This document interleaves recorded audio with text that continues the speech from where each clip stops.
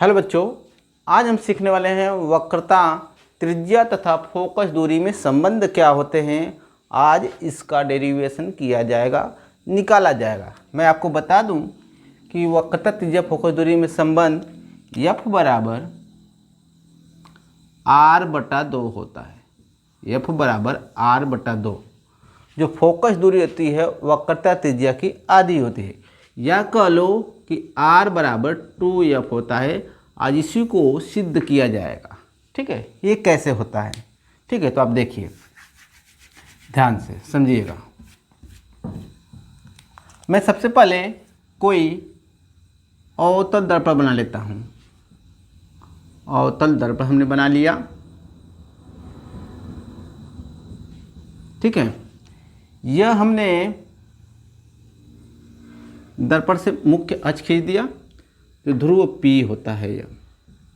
अभी दर्पण जहाँ से गोले का कटा हुआ भाग है, जहाँ जिस केंद्र से खींचा गया है उसे वक्रता केंद्र कहते हैं। यानी मान लेते C हमारा यहाँ है, यह वक्रता केंद्र है। इसके मध्य में कहीं क्या होगा, हमारा फोकस होगा, F फोकस होगा। अब क्या करते हैं कि किसी बिंदु से, मान लेते कोई बिंदु यहाँ A है, ये बिंदु है, जहाँ से मुख्य अक्ष के समांतर हम किरण भेजते हैं इस दर्पण में।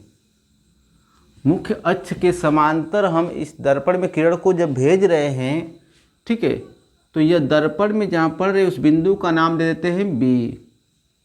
उस बिंदु का नाम B दे देते हैं।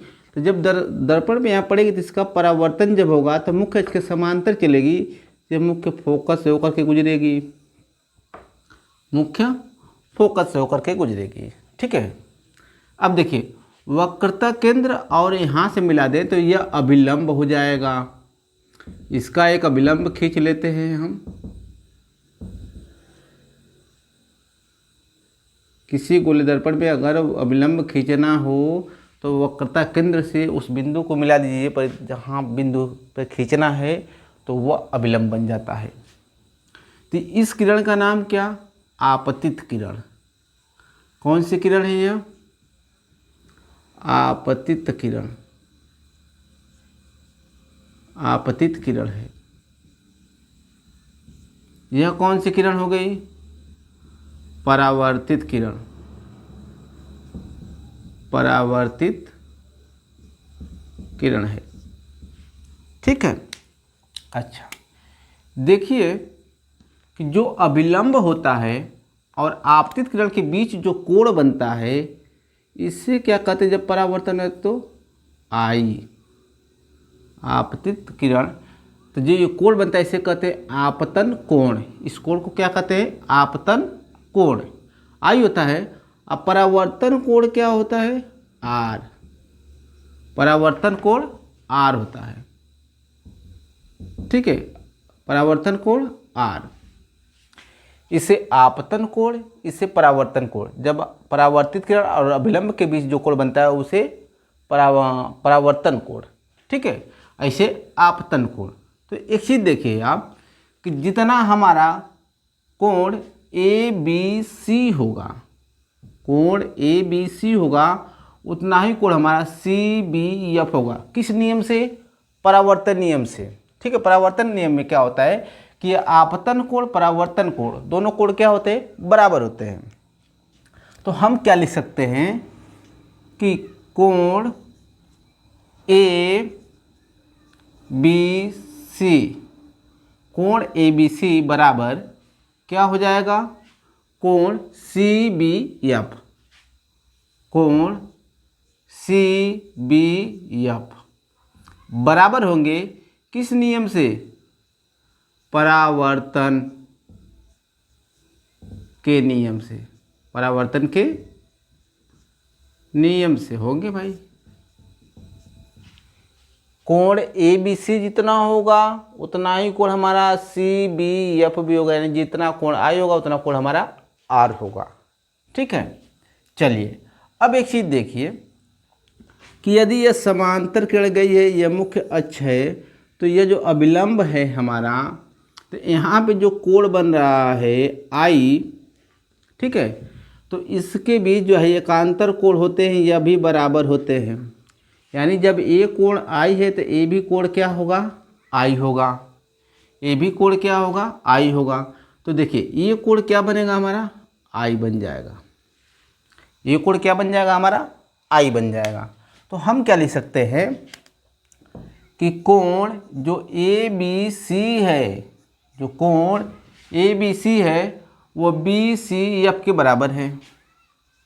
कोण बी सी और एफ के क्या है, बराबर होगा, क्योंकि एकांतर कोण आपस में क्या होते हैं, बराबर होते हैं। एकांतर कोण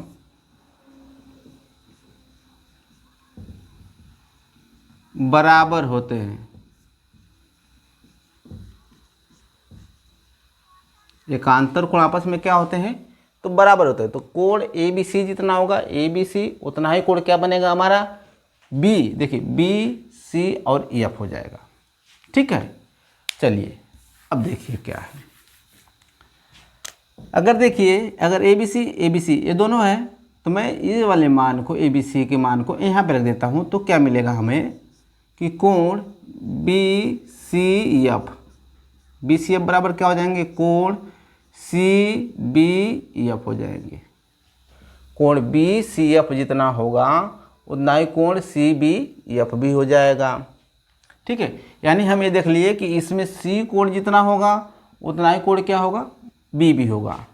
तो जब कभी एक त्रिभुज में दो कोण बराबर हो जाएं, जब कभी एक त्रिभुज में ये दो कोण आपस में बराबर हो जाएं, अगर ये थीटा और ये भी थीटा, तो इसके सामने की भुजाएं बराबर होती हैं। जितनी बड़ी भुजा ये उतनी बड़ी भुजा ए भी होगी। सामने की भुजाएं क्या होती हैं, बराबर होती हैं।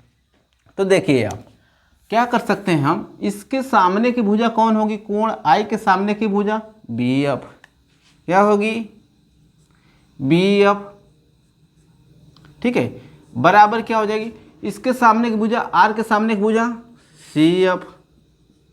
तो बी एफ बराबर क्या हो जाएगा, सी एफ हो जाएगा। जितना हमारा बी एफ होगा उतना ही हमारा क्या होगा, सी एफ होगा।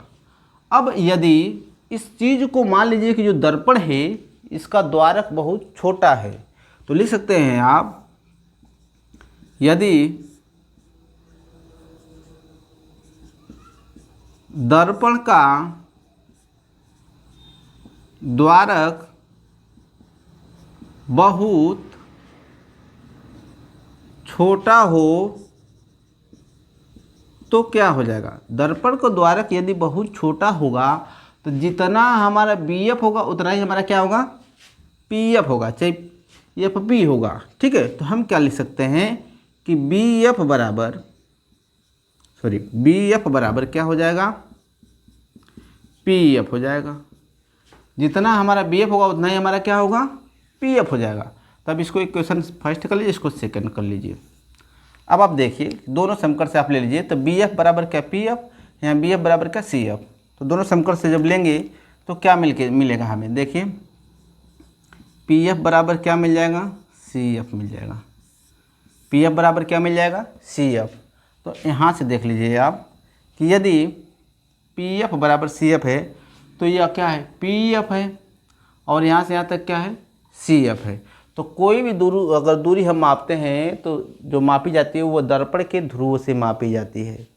किसी भी चीज़ की अगर दूरी मापते हैं तो दर्पण के ध्रुव से मापते हैं। तो यहाँ से यहाँ तक की दूरी क्या, पी एफ है। ठीक है, तो पी एफ को रहने देते हैं, पी एफ हाई क्या है, सी एफ। अब ये दूरी हमें ज्ञात करनी है तो क्या करेंगे, तो हमें तो ध्रुव से मापना है। तो इस पूरे दूरी में से सी और पी में से यदि ए वाली एफ पी घटा दूं तो मुझे ये दूरी पता चल जाएगी कि सी एफ कितनी है। ये सी एफ मुझे चाहिए तो पूरे दूरी में से ए वाली दूरी क्या कर दूं, घटा दूं।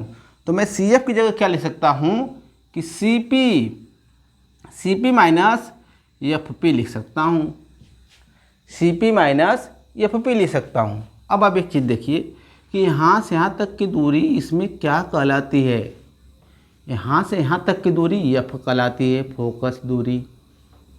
यहाँ से यहाँ तक की दूरी क्या कहलाएगी, फोकस दूरी एफ कहलाएगी। यहाँ से यहाँ तक की दूरी क्या कहलाती है, दर्पण की ध्रुव से आर कहलाती है, वक्रता त्रिज्या क्या कहलाती है, आर कहलाती है। तो यदि आप देखें कि पी एफ कितना है इसमें, देखिए पी एफ कितना है एफ, तो यहाँ क्या लिख दिए एफ। सी एफ कितना है आर, सी एफ कितना है आर, माइनस एफ पी क्या है एफ, क्या है एफ है।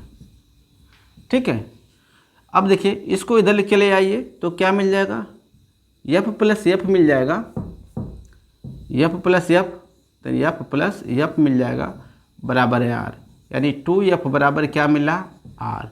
तो एफ बराबर क्या मिला आर बटा 2, एफ बराबर क्या मिला हमें आर बटा 2 मिल गया। ठीक है, तो आप इस तरह से हमारा सूत्र क्या हुआ, प्रूफ हो गया, सिद्ध हो गया। ठीक है, चलिए